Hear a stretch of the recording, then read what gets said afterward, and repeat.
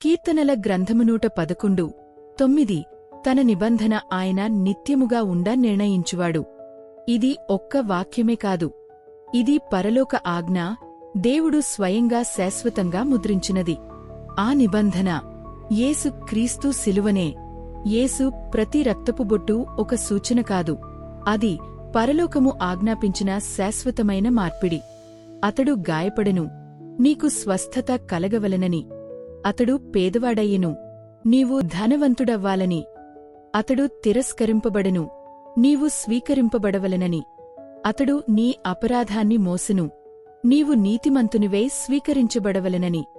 ఇవి కొద్ది రోజులు ఉండే ఆశీర్వాదాలు కావు. ఈ ఆశీర్వాదాలు నీపై శాశ్వతంగా ఆజ్ఞాపించబడ్డాయి. నీవు నిన్న పాపం చేసి ఉండవచ్చు, లేదంటే ఈరోజే చేయవచ్చు.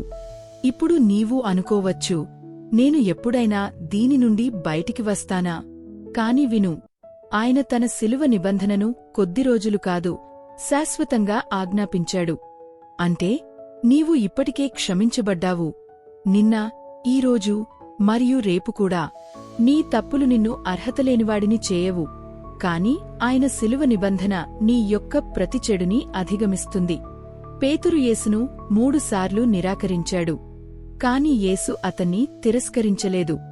బదులుగా యేసు అగ్ని మరియు పునరుద్ధరణతో తిరిగివచ్చి ఇలా చెప్పాడు, నా గొర్రెలను మేపుము.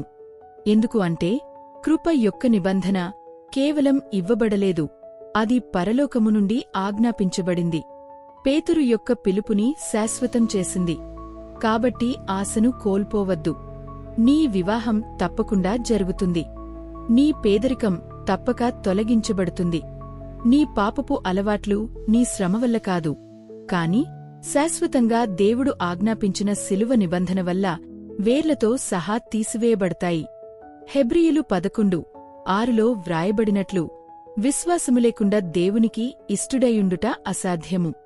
కాబట్టి ఇప్పుడు విశ్వాసంతో పలుకు, ఎందుకంటే ఆయన తన శిలువ యొక్క నిబంధనను శాశ్వతంగా ఆజ్ఞాపించాడు. నాకు శాశ్వతంగా స్వస్థత కలిగింది. నేను శాశ్వతంగా ఆశీర్వదించబడ్డాను. నేను శాశ్వతంగా క్షమించబడ్డాను. నా కుటుంబంలో కోల్పోయినదంతా శాశ్వతంగా తిరిగి పొందుకుంటాను. నా తరాలు శాశ్వతంగా పరిశుద్ధంగా నిలుస్తాయి.